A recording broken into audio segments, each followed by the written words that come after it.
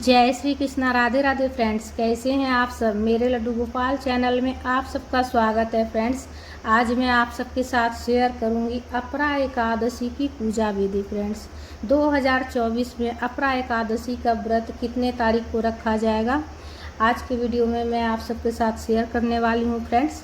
तो देखिए, सबसे पहले पूजा के लिए हम पूजा की एक चौकी लगा लेंगे। उस पर पीले कपड़े का आसन देकर विष्णु भगवान जी की तस्वीर या फिर मूर्ति हो तो विराजित कर लीजिएगा। तिल का आसन देकर या पुष्प का आसन देकर विष्णु भगवान जी को विराजित कर लीजिएगा तस्वीर को, और गणेश जी को विराजित कर लीजिएगा। और कथा की पुस्तक हो तो वो भी पूजा में आप रख लीजिएगा। और सबसे पहले आप दीपक प्रज्वलित कर लीजिएगा। दीपक देखिए, हो सके तो घी से आप प्रज्वलित कर लीजिएगा। अगर घी नहीं हो तो आप तिल के तेल से भी दीपक प्रज्वलित कर सकते हैं। पूजा में अक्षत का प्रयोग नहीं करना है। और एक मैं पीतल का कटोरा ली हूँ, उस पर तुलसी पत्ते का आसन देकर लड्डू गोपाल जी को विराजित की हूँ। और स्वच्छ जल में गंगा जल मिलाकर लड्डू गोपाल जी को देखिए जल में अच्छे से हमने कंधा तक जल में डुबो कर रखे हैं और लड्डू गोपाल जी को स्नान करा रहे हैं। तो गर्मी बहुत ज़्यादा है फ्रेंड्स, तो इस तरह की सेवा कर रहे हैं। तो इस तरह की सेवा करने से जो है लड्डू गोपाल बहुत ज़्यादा प्रसन्न होते हैं। गर्मी बहुत ज़्यादा पड़ रही है, तो इस दिन आप पंचामृत स्नान भी करा सकते हैं, दूध दही से भी स्नान करा सकते हैं, चंदन से स्नान करा सकते हैं। तो देखिए, चंदन से मैं गंधोदक स्नान करा रही हूँ। जो घिसने वाला चंदन होता है ना, वो हथेली पर मैं घिस कर उसके बाद लड्डू गोपाल जी को लगा कर अच्छे से स्नान करा ले रहे हैं।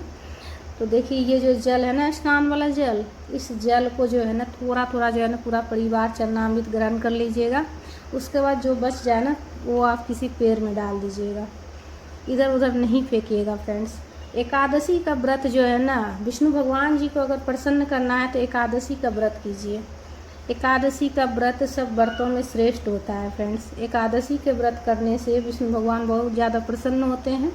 तो लड्डू गोपाल जी को देखिए वस्त्र पहना दी हूँ अच्छे से बदन पोंछ कर, और बहुत ही प्यारे लग रहे हैं लड्डू गोपाल जी। अब जल का छिड़काव करके भाव स्नान करा लेंगे हम विष्णु भगवान जी को, गणेश जी को भाव स्नान करा लेंगे। उसके बाद वस्त्र के रूप में कलावा अर्पित कर लीजिएगा।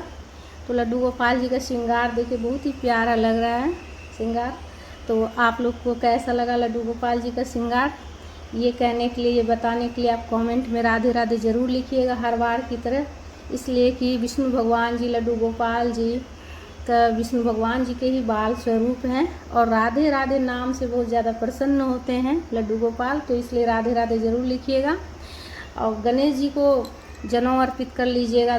वस्त्र रूपी कलावा अर्पित करने के बाद विष्णु भगवान जी को भी वस्त्र रूपी कलावा अर्पित कर लीजिएगा, जनेऊ अर्पित कर लीजिएगा, पुष्प अर्पित कर लीजिएगा, इत्र हो तो इत्र भी लगा दीजिएगा। पुष्प जिस भी कलर का हो आपके पास चढ़ा लीजिएगा। अगर पीला रंग का फूल हो तो ज़रूर चढ़ा लीजिएगा, नहीं तो जिस भी कलर का फूल हो चढ़ा लीजिएगा।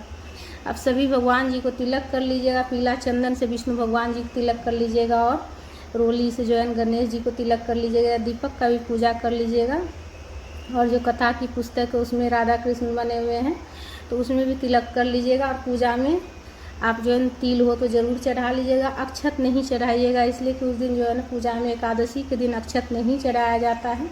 तुलसी की माला हो तो तुलसी की माला भी चढ़ा लीजिएगा, इसलिए कि विष्णु भगवान जी को तुलसी बहुत ही ज़्यादा प्रिय है। तो अगर तुलसी की माला हो आपके पास तो चढ़ा लीजिएगा, नहीं हो तो आप तुलसी पत्ता उनके चरणों में ज़रूर अर्पित कीजिएगा। और देखिए, गर्मी बहुत ज़्यादा पड़ रही है, तो अगर छोटा सा मिट्टी का मटका हो आपके पास तो जल का भोग आप उसी में लगाइएगा। और अगर नहीं हो तो कोई बात नहीं है, आप किसी पात्र में भी आप जो है ना आप भोग लगा सकते हैं जल का भोग। और देखिए, बतासा का भोग लगाई हूँ मैं। और विष्णु भगवान जी के भोग में तुलसी पत्ता देंगे, गणेश जी के भोग में तुलसी पत्ता नहीं देना है। और इस दिन जो है ना अपरा एकादशी के दिन ककड़ी का भोग जरूर लगाइएगा। अपरा एकादशी के दिन जो है ना ककड़ी का भोग लगाया जाता है विष्णु भगवान जी को। और जो है ना उस दिन जो है अगर आप व्रत करते हैं तो ककड़ी आप ग्रहण भी ज़रूर कीजिएगा। और विष्णु भगवान को जो भी भोग लगाइएगा उसमें तुलसी पत्ता अवश्य दे दीजिएगा। और तुलसी पत्ता उस दिन नहीं तोड़िएगा, एकादशी वाले दिन एक दिन पहले ही तोड़ कर आप रख लीजिएगा। अगर थोड़ा मुरझा भी जाए, सूख भी जाए तो कोई बात नहीं है। और पूजा में कुछ दक्षिणा ज़रूर रख लीजिएगा। दक्षिणा रखने से जो है ना पूजा में अगर कुछ कमी रहती है तो उसकी पूर्ति हो जाती है। और पूजा के बाद जो है ना आप दक्षिणा जो है ना आप किसी ब्राह्मण को आप दान कर दीजिएगा। एकादशी के दिन भी दान कर सकते हैं। अगर उस दिन दान नहीं कर पाए तो आप द्वादशी के दिन दान कर लीजिएगा। और हाथ में पुष्प लेकर कथा की पुस्तक हो तो कथा पढ़ लीजिएगा, नहीं तो आप किसी पंडित ब्राह्मण से सुन भी सकते हैं या फिर फ़ोन में भी सुन सकते हैं। और कथा अगर पढ़ते हैं हाथ में पुष्प लेकर तो पढ़ने के बाद हाथ वाला पुष्प प्रभु के चरणों में अर्पित कर लीजिएगा। उसके बाद देखिए कपूर से आप आरती कर सकते हैं या फिर जो है ना आप दीपक प्रज्वलित करके भी आरती कर सकते हैं। तो देखिए आपके पास अगर कपूर हो तो कपूर से कर लीजिएगा, नहीं हो तो आप दीपक प्रज्वलित करके भी आप आरती कर सकते हैं। सबसे पहले जो है गणेश जी की आरती कर लीजिएगा, गणेश जी की आरती गाते हुए। उसके बाद विष्णु भगवान जी की आरती कर लीजिएगा, विष्णु भगवान जी की आरती गाते हुए। कथा की पुस्तक अगर आपके पास हो तो उसमें आरती लिखा हुआ होगा, उससे देख के आप पढ़ लीजिएगा। और आरती करने के बाद सीधे हाथ में जल लेकर आचमनी ज़रूर कर लीजिएगा। आचमनी करने के बाद ही पूजा पूर्ण होती है। तो फ्रेंड्स जो है ना इस बार जो है ना 2 जून को गृहस्थ वाले जो है ना 2 जून को व्रत रखेंगे, और जो वैष्णव संप्रदाय के हैं वो 3 जून को रखेंगे व्रत। फ्रेंड्स फिर से एक बार रिपीट कर दे रही हूँ मैं, वैष्णव लोग जो है ना वैष्णव संप्रदाय के लोग 3 जून को व्रत करेंगे, और जो गृहस्थ वाले हैं घर गृहस्थी वाले जो हैं वो 2 जून के व्रत करेंगे। फ्रेंड्स 2 जून को अपरा एकादशी का व्रत करेंगे। अपरा एकादशी भी कहा जाता है और अचला एकादशी भी कहा जाता है।